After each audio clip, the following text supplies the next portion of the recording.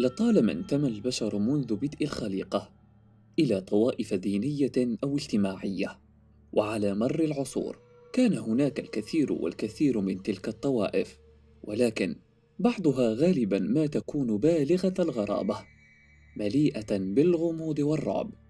واحدة من تلك الطوائف تدعى الأوجوري، هي ليست مجرد طائفة، إنهم الأشرس والأكثر رعبًا على مستوى الهند، بل ومنبوذون تمامًا، منبوذون ومكروهون، والأخطر من كل ذلك هم الصيادون، فهم لا يصطادون فرائسهم من الحيوانات أو الطيور، بل من البشر، ولكن ليس أي نوع من البشر، فقط نوعًا واحدًا، ولذا هم منبوذون تمامًا. لماذا هم كذلك عزيزي المشاهد؟ تابع الحلقة حتى النهاية. ولكن قبل أن نبدأ، ضع إعجابك بالفيديو، فذلك يساعدنا كثيرا. شكرا جزيلا لك.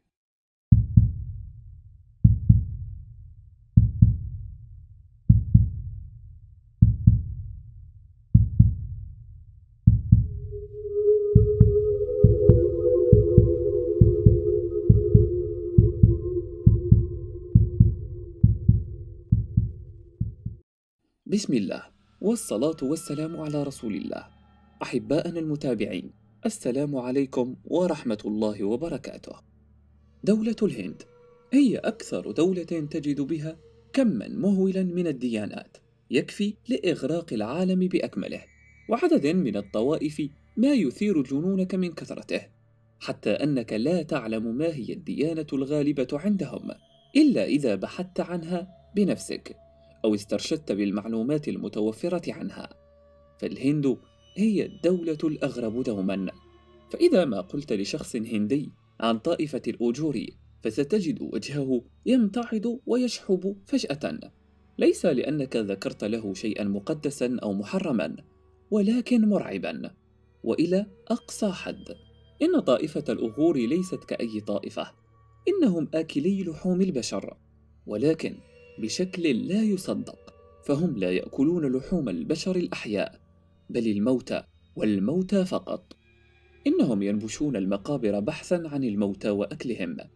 إنهم حتى لا ينبشون قبور المتوفين حديثا، بل الذين قضوا بضعة أيام في القبور حتى تتعفن تماما، وهنا تصبح وجبتهم الشهية والكاملة جاهزة، وتكون الصورة مرعبة للغاية. ولكن قبل أن نستطرد، يجب أن نعلم من هم قبيلة الأوجوري. إنهم قبيلة هندية، ويعتقد أنهم موجودون منذ القدم، منذ القرن الرابع عشر. ويعتقد أيضا أنهم منشقون عن طائفة الكابالا، لأنهم متشابهون إلى حد كبير من حيث الإله الذي يعبدونه، وهو الإله شافا. وإذا ما بحثت عن كلمة الأوجوري، فستجد أنها تعني الشجاع الذي لا يهاب شيئا في اللغة السنسكريتية.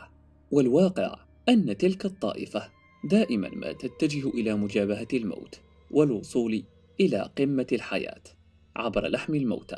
طائفة غريبة للغاية، ذات منهج فريد من نوعه، فريد إلى حد مخيف.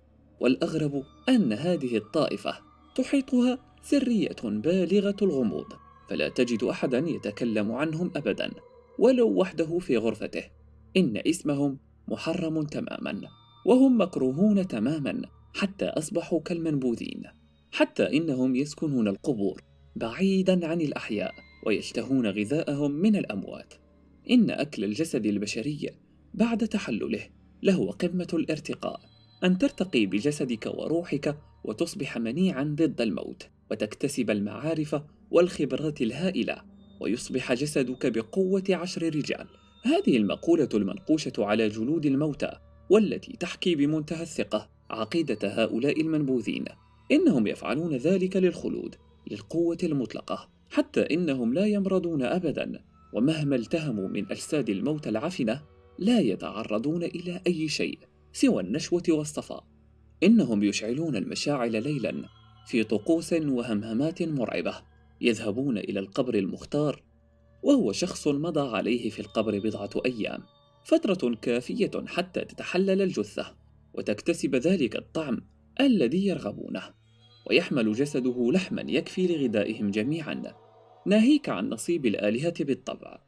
فالجثة تصبح وليمة لهم وللآلهة، وبعد تناول الطعام من اللحم المتحلل ينتشون تماما ويصفو ذهنهم، ثم يتراخون على الأرض وهم ينشدون أشياء بلغة غير معروفة، ترنيمة من الجحيم، والنيران تتراقص على وجوههم الشيطانية، ومعدتهم تهضم ببطء تلك الوجبة المقززة، وتمنحهم الطاقة والحياة والخلود، أو هكذا يظنون.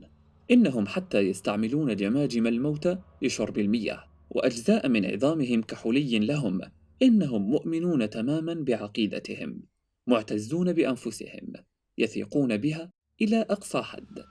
وقد قيل عنهم أنهم معمرون، أقلهم توفي عند عمر 100، ومنهم من يتخطى ذلك السن وجنازته تكون مهيبة للغاية، وتناول لحمه يمنحه كل قوته التي جمعها على مر السنين.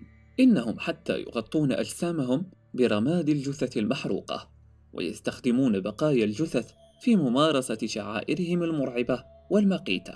وقد قيل أيضا بأنهم يتناسلون فوق جثث الموتى حتى تأتي الذرية مشتبعة تماما بسحرهم الشنيع.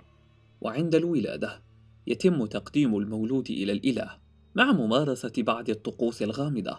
يكبر الطفل وهو مأخوذ تماما، ثم يسلك نفس درب آبائه وأجداده. أما عن الواقع فطائفة الأجور ترجع إلى شخص يدعى كينارام، وقيل إنه أصل هذه الطائفة، وكان زاهدا تماما في الدنيا، وعاش فترة تجاوزت 150 عاما في القرن 18، ويعتقدون أنه أحد تجليات الإله شافا، ويعتقدون أن كل واحد منهم هو وريث لقوة وحكمة كينارام. كينارام، لا تنسى هذا الاسم من فضلك، إنه الاسم المقدس لديهم. كلهم يطمحون لأن يصبحوا مثله، كلهم يسلكون دربه. كينارام رجلهم المقدس أو سفير الجحيم، أيهما أقرب. والواقع أن كل محاولات التقرب منهم لمعرفة المزيد عنهم دائما ما كانت تجابه بالرفض العنيف. إنهم حتى لا يستقبلون أي شخص لينضم إلى طائفتهم، فهم النسل الأرقى والأسمى، ودماؤهم هي الدماء النقية التي تشبعت روحيا، حتى أصبحوا هم في كفة والبشر في كفة أخرى. إنهم الأوجوري، السلالة السامية.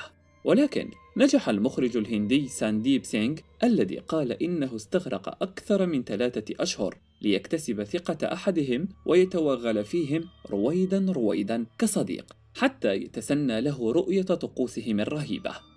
ولقد قال بأنه تقيأ فور مشاهدته للجثة العنيفة والمتحللة وهم يقطعونها ليقسموا وليمتهم، قطعة منها للآلهة بالطبع والباقي لهم. إنه لا يصدق عينيه وهو يرى ذلك البريق المرعب في عيونهم وهم يلتهمون الجثة، ذلك التلذذ العجيب.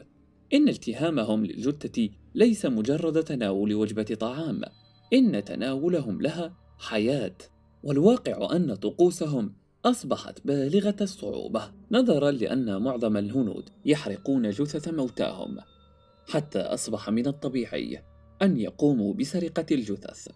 إنهم يقولون بأن تناول الجثة تحميهم من الشيخوخة، من المرض، من كل ما هو بشري، ولكن بالطبع هم لا يمرضون، وهو شيء والحق يقال بالغ الغرابة. فما هو رأيك عزيزي المشاهد؟ هل تلك دلالة على المناعة ضد الشيخوخة والأمراض، أم أن وراء ذلك الأمر حقيقة أخرى؟ أخبرنا برأيك في التعليقات. جميع الحقوق محفوظة لقناة إكس فايلز. عزيزي متابع قناة إكس فايلز، لا تنسى الإعجاب بالفيديو والاشتراك بالقناة، وأخبرنا برأيك في التعليقات. ولا تنسى مشاهدة هذه الفيديوهات المميزة وتلك الموجودة في وصف الفيديو تشجيعا لنا على نشر المزيد من الفيديوهات بإذن الله تعالى. شكرا على حسن المتابعة، إلى اللقاء.